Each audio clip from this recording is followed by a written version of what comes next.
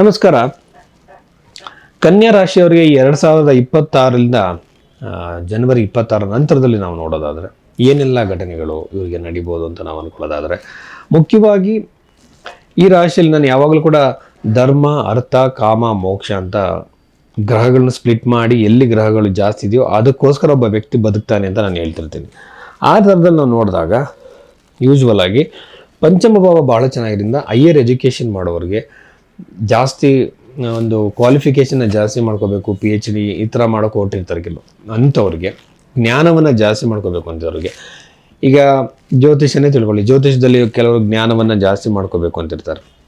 ಅಂಥವ್ರಿಗೆ ಇದು ಸುವರ್ಣ ಅವಕಾಶ, ಒಳ್ಳೆ ಟೈಮ್ ಪೀರಿಯಡು, ಒಳ್ಳೆಯ ಗುರುಗಳು ನಿಮಗೆ ಸಿಗ್ತಾರೆ. ಅದಾದಮೇಲೆ ಸಂತಾನದಕ್ಕೋಸ್ಕರ ಪ್ರಯತ್ನ ಮಾಡ್ತಿರೋ ಗಂಡ ಹೆಂಡತಿಗೆ ಬಹಳ ಒಳ್ಳೆಯದು.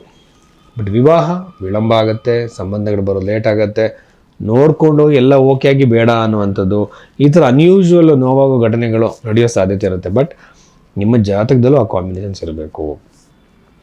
ಇದಾದಮೇಲೆ ದಶಮ ಭಾವ ಬಹಳ ಎಕ್ಸ್ಟ್ರಾಡಿನರಿ ಆಗಿರೋದ್ರಿಂದ ನನಗೇನು ಅನಿಸುತ್ತೆ ಅಂತಂದರೆ, ಉದ್ಯೋಗದಲ್ಲಿ ಮಾತ್ರ ಬಹಳ ಯಶಸ್ಸನ್ನು ನೀವು ನೋಡ್ತೀರ. ಹೊಸ ಉದ್ಯೋಗ ಸಿಗ್ಬೋದು, ಉದ್ಯೋಗದಲ್ಲಿ ಪೊಸಿಷನ್ ಚೇಂಜ್ ಆಗ್ಬೋದು, ಪ್ರೋಗ್ರೆಸ್ ಸಿಗ್ಬೋದು, ಫೈನಾನ್ಷಿಯಲ್ ಫ್ಲೋ ಹೆಚ್ಚಾಗ್ಬೋದು, ಪ್ರಮೋಟ್ ಆಗ್ಬೋದು.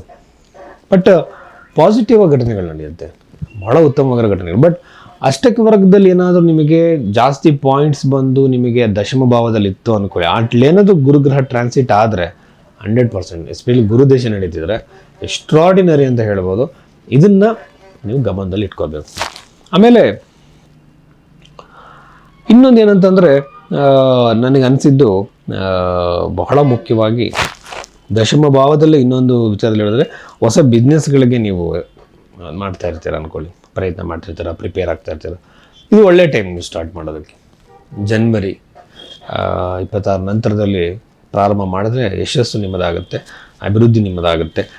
ಆಮೇಲೆ ನನಗೆ ಯಾವಾಗಲೂ ಕೂಡ 6ನೇ ಮನೆಯಲ್ಲಿರೋ ರಾಹುನ ಜಾಸ್ತಿ ನನಗೆ ಇಷ್ಟ ಆಗುತ್ತೆ. ಯಾಕಂದರೆ 6ನೇ ಮನೇಲಿ ರಾಹು ಇದ್ದಂಥವ್ರು ಶತ್ರುಗಳ ಮೇಲೆ ವಿಜಯ ಸಾಧಿಸ್ತಾರೆ. ಅವ್ರ ಮೇಲೆ ಕಾಂಪಿಟೇಷನ್ ಮಾಡೋದು ತುಂಬ ಕಷ್ಟ. ಅವ್ರನ್ನ ಬಿಸ್ನೆಸ್ಸಲ್ಲಿದ್ದಾರೆ ಅಂದ್ಕೊಳ್ಳಿ, ತುಂಬ ಯೂನಿಕಾಗಿ ಯೋಚನೆ ಮಾಡ್ತಾರೆ, ತುಂಬ ಸ್ಪೆಷಲಾಗಿ ಯೋಚನೆ ಮಾಡ್ತಾರೆ. ಪ್ಲಸ್ ಅವ್ರ ಶತ್ರುಗಳ ಮೇಲೆ ಅವ್ರು ಹೇಗೆ ವಿಜಯ ಸಾಧಿಸ್ಬಿಡ್ತಾರೆ, ಅಷ್ಟು ಟ್ಯಾಕ್ಟ್ಫುಲ್ಲಾಗಿ ಅವರು ಇರುತ್ತಾರೆ ಅಂತ. ಸೊ ಹಾಗಾಗಿ ನಾನು ಅವ್ರಿಗೆ ಶ್ಲಾಘಿಸ್ತೀನಿ ಆ ಕಾಂಬಿನೇಷನ್ನ. ಹಾಗಾಗಿ ಆ ಒಂದು ಏನಿದೆ ಇದು ಅವ್ರಿಗೆ ಹೊರವಾಗಿ ಪರಿಣಮಿಸುತ್ತೆ ಮತ್ತು ಅಭಿವೃದ್ಧಿಯನ್ನು ನೀಡುತ್ತೆ.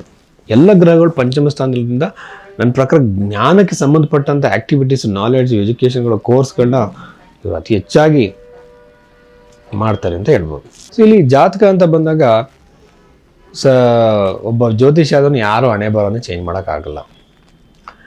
ಆಮೇಲೆ ತುಂಬ ಜನ ಕೇಳ್ತಾರೆ, ಸರ್ ಕೈ ನೋಡಿ ಭವಿಷ್ಯ ಹೇಳ್ತಾರೆ, ಕೈಯಲ್ಲಿ ಇದ್ದವರಿಗೆ ಭವಿಷ್ಯ ಇಲ್ವಾ ಅಂದರೆ ಇದು ತಪ್ಪು ಕಲ್ಪನೆ. ಇನ್ನು ಭವಿಷ್ಯ ಅನ್ನುವಂಥದ್ದು ಕರ್ಮ ಸಿದ್ಧಾಂತ ಆಧಾರದ ಮೇಲೆ ಆತ್ಮದ ರೂಪದಲ್ಲಿ ಆ ದೇಹದಲ್ಲಿ ಪ್ರವೇಶ ಮಾಡಿ ಅವನು ಆ ವ್ಯಕ್ತಿ ಜೀವನ ಅನುಭವಿಸ್ತಾ ಹೋಗಬೇಕು ಸುಖ ದುಃಖಗಳನ್ನು.